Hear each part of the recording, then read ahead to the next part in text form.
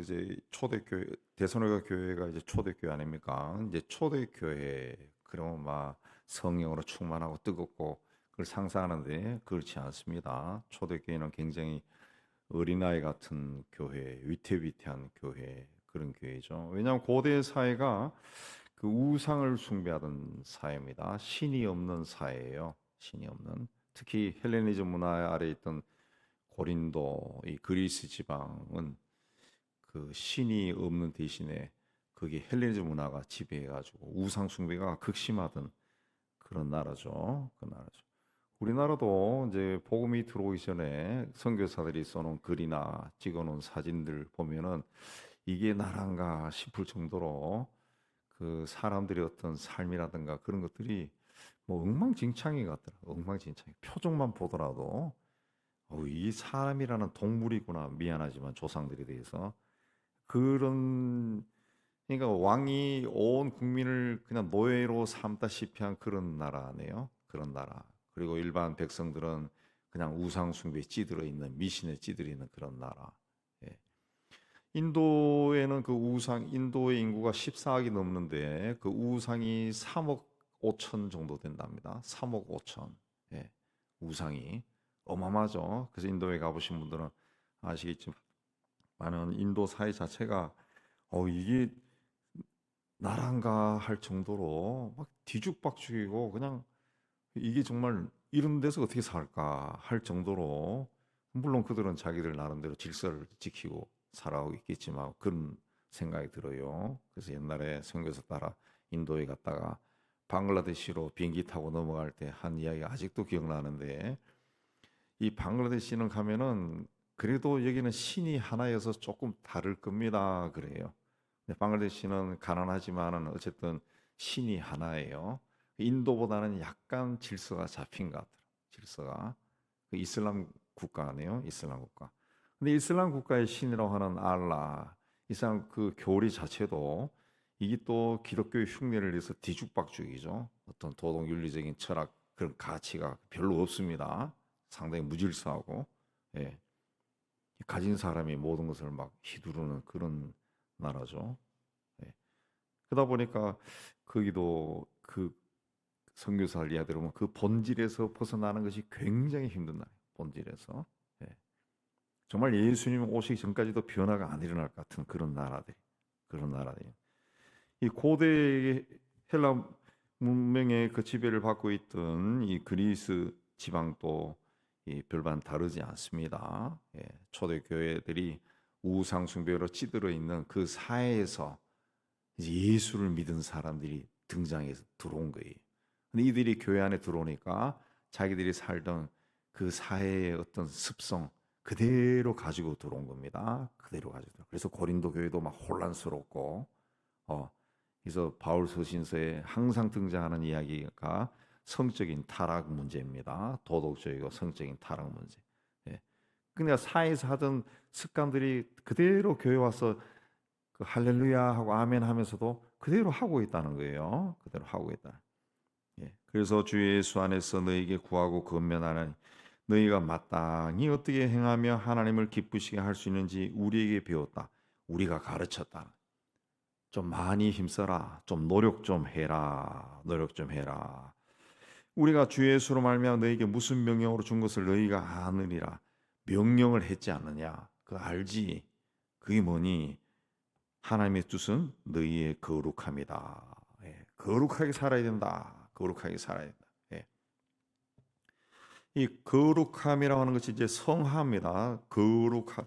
뭐 당장 예수 믿어서 거룩해지는 건 아니에요. 그냥 거룩성을 지향하며 사는 거죠. 예, 거룩하게 되기를. 예, 하나님의 품성을 닮아간다는. 예, 그뭐 어떻게 하는 것이 거룩한 겁니까?라고 생각이 들면은 이 세속적인 욕심에서 떠나 있는 상태라고 생각하면 돼요. 너무 눈앞에 있는 것에 그 집착하는 그런 삶이 아니라 이걸 좀 초월해 버리는 거. 예, 초월해 버리고 하나님이 뭘 중요하게 생각하셨는가 그걸 생각하는 거. 예, 하나님이 중요한 생각이 뭡니까? 죄를 미워하는 것이 죄. 죄에서 떠나는 것이 이제 거룩함이죠. 여기서는 구체적으로 그 음란을 버려라 그랬습니다. 음란을 버려라 그랬습니다. 그러니까 이 고린도에서 이제 데살로니가 이 교회를 향해서 쓴 편지인데 고린도나 데살로니가 고린도는 남부 지방이고 데살로니가는 이제 북쪽 지방이죠. 북쪽 지방. 똑같습니다. 고린도. 예. 고린도나 그쪽이나 헬라 문명의 지배를 받아서 특히 고린도 같은 경우는 그 아프로디테 신전이 있었고 그 신전에 그 창기들이 한 1,000명이 있었다는 거죠. 그 종교적인 행위로 매음을 하는 겁니다. 종교적인 행위로. 그러니까 그 이 성적인 관계를 맺는 것 자체가 부끄러운 것이 아니에요. 왜? 신으로부터 그 신과 관계를 하는 것이니까 신과 관계를 하는 거니까 자기가 믿는 신과 관계를 해서 거룩해지는 거지. 거룩해지는 거예요. 예. 그게 이제 고대 사회대부터 계속 내려와서 오늘날까지 이어지는데 여러분이 뭐 들어서 알고 있는 들어본 있겠지만 통일교 같은 경우 또 근래 자꾸 뉴스에 등장하는 JMS 이런 모든 이단들이 그 성적인 걸 강조한다. 그런 교리에 한 빠지면 그 헤어나오지 못해요. 예. 신과 관계를 통해서 거룩해지는 거니까. 거룩해지는 거니까. 예.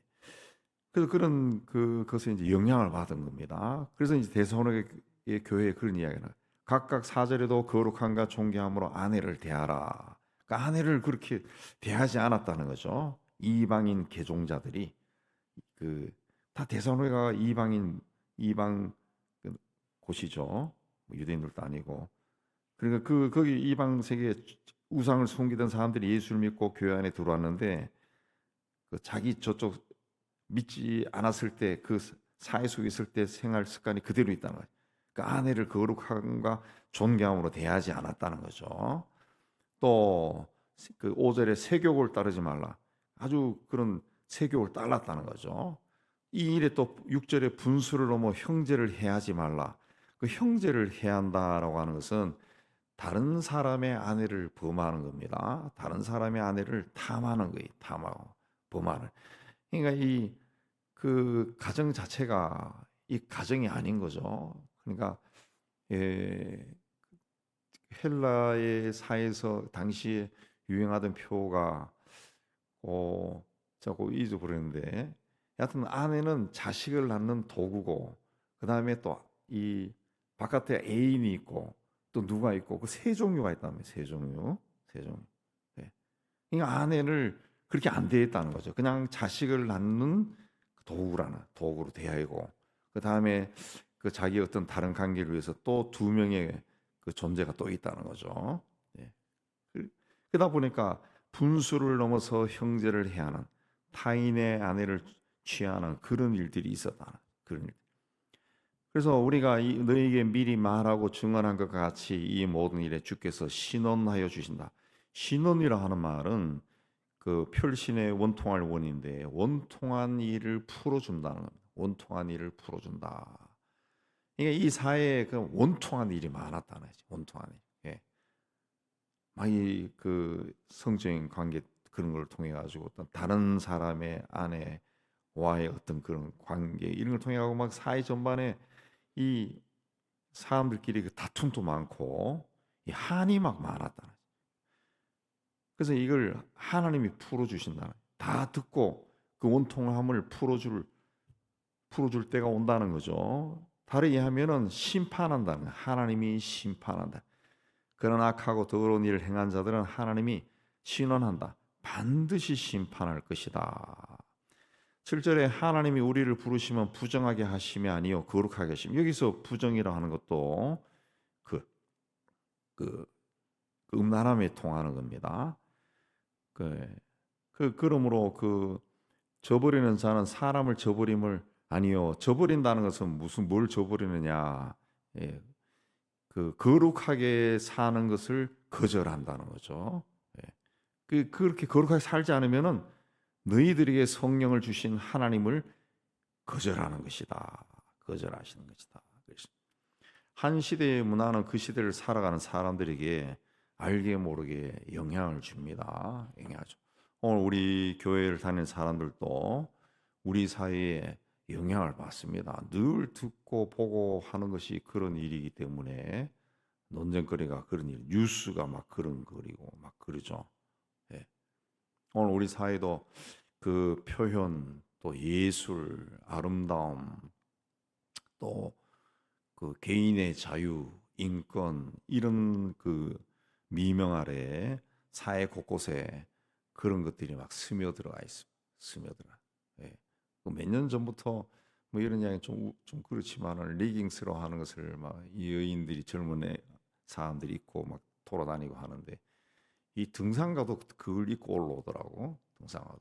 어. 그 자기들은 굉장히 아름다워 보이겠지만 저 나이가 들어서 아름다웠기는커녕 그 희한해 보이더라고. 자, 이 등산 와가지고 저런 거 입고 다니다 나뭇가지 찔려 찢어지면 어떡하려고 저런 걸 입고 하나 그 생각 들고 별로 아름다워 보이지 않아요. 근데 자기들은 이제 그런 문화가 들고 제가 인스타 보니까 그게 또 그 옷을 입고 등산하는 게 또 유행이더구만. 막 유행으로 막 퍼졌어요. 퍼졌어. 그걸 서로 자랑하고 그 사진을 찍어서 막 올리더라고. 그런 거. 그다음에 또 우리 뉴스에 나오지만은 그 재벌이 회사의 모 재벌이 막 이혼 소송이 종종 뉴스에 막 나오잖아요. 나오죠. 이제 그런 것들이 저 사람들 어떻게 이혼할까, 얼마 가져갈까 이 그 보통 사람들 어때 궁금증을 자극하지만은 그 이면에서는 악한 영들이 그 사람들에게 학습을 시키는 거예요. 학습을 시키는 거예요. 이렇게 살아도 괜찮아. 그리고 이렇게 할 때 이혼할 때는 이렇게 해. 뭐 그 굉장히 안 좋은 거라고 안 좋은 거. 근데 그런 것들이 이제 개인의 자유 뭐 이런 등등으로 막 포장돼 가지고 이 온 사회에 막 퍼져나가 온 사회. 우리가 그런 영향을 받고 있어요. 받고 있어요. 그 영향을 가진 사람들이 이제 교회를 나오는 거예요. 교회를 나오는 거예요. 교회를.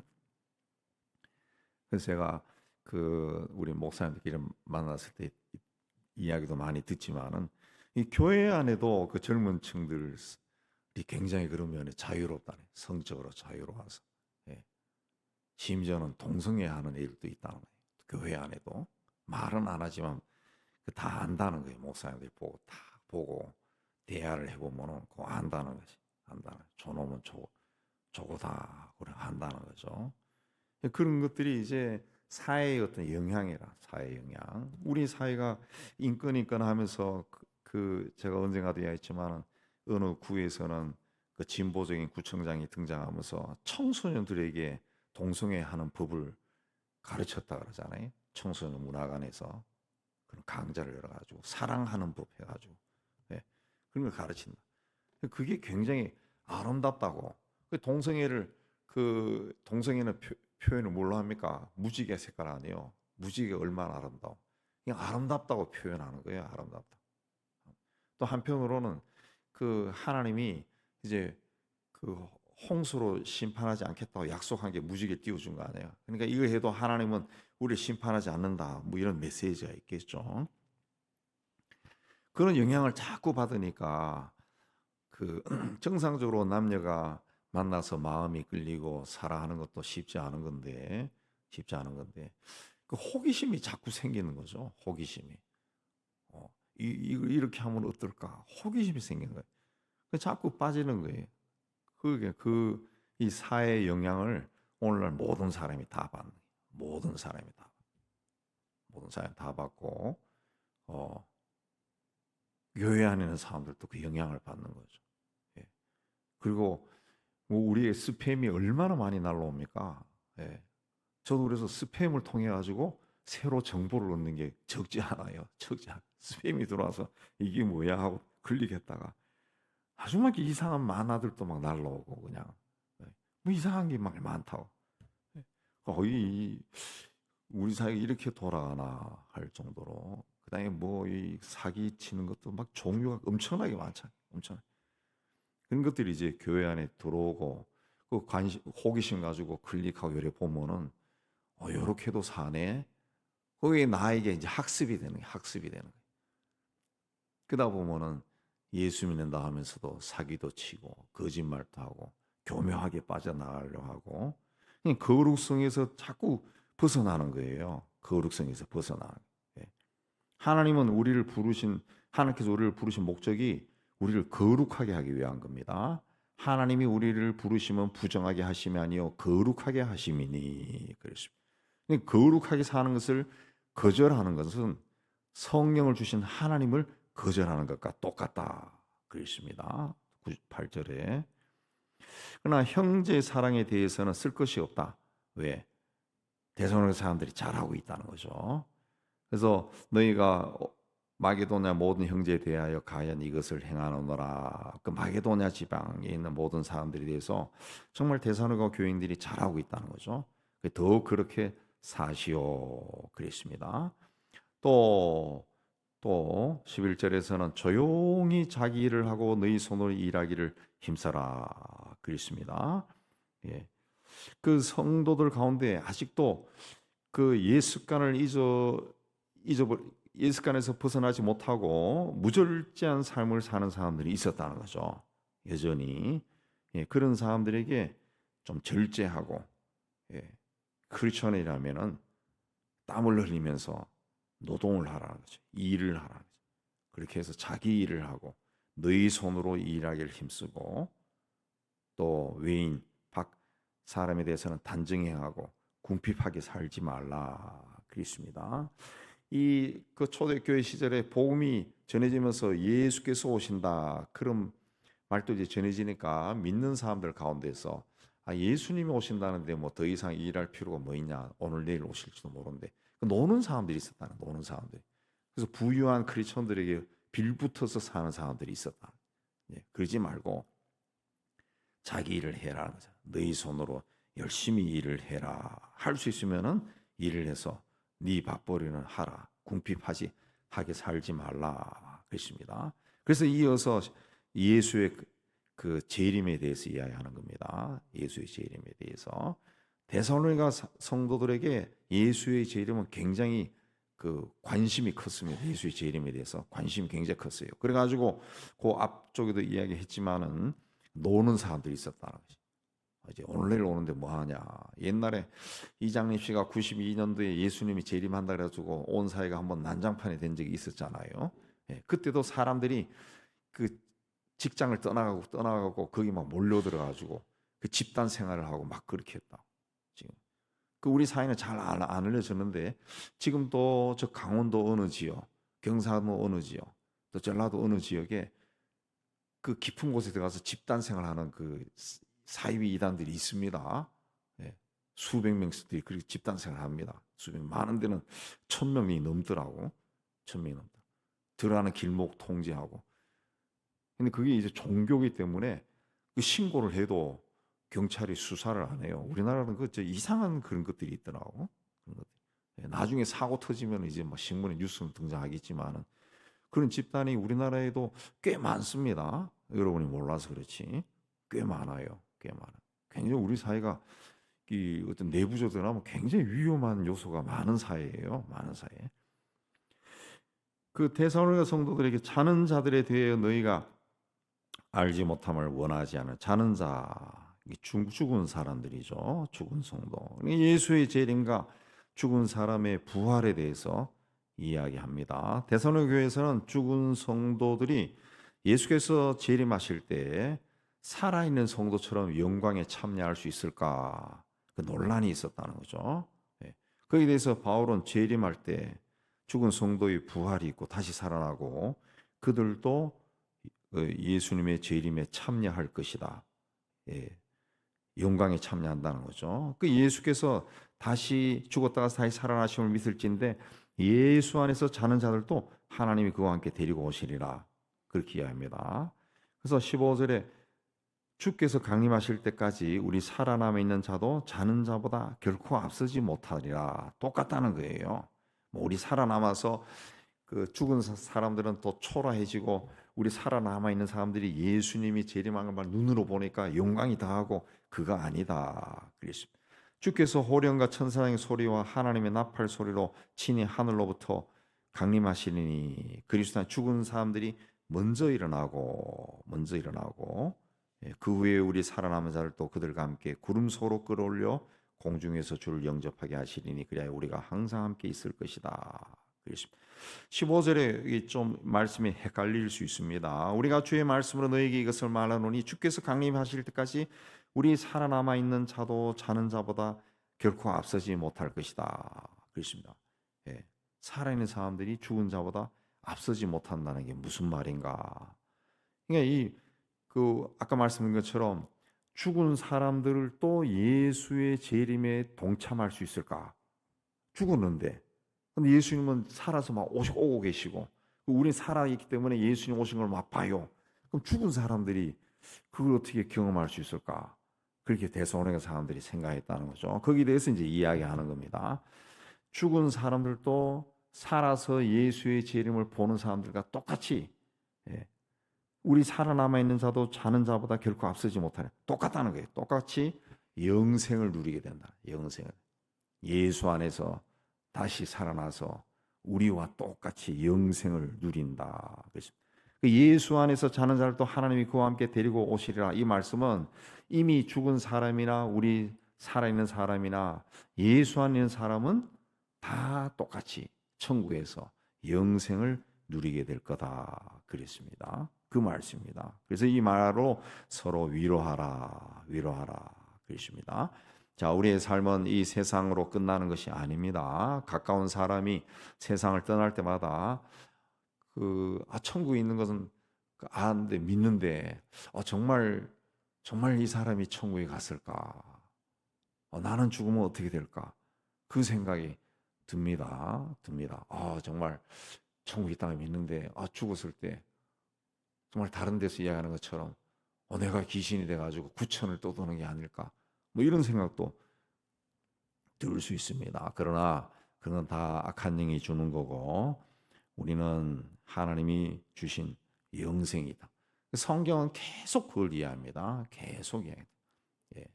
우리는 절대로 구천을 떠도는 귀신이 되는 게 아니고 죽는 순간 천국문을 열고 하나님 앞에 갑니다. 그리고 거기서 영생을 누리게 됩니다. 영생을. 그러므로 지금의 삶이 어렵고 힘들어도 하나님이 우리에게 주신 말씀, 하나님이 우리를 부르신 것은 거룩하게 하십니다. 이 말씀을 기억하고 날이 갈수록 하나님 보시기에 죄에서 떠난 경건한 삶을 사는 우리 모두가 되기를 주의 이름으로 축복합니다.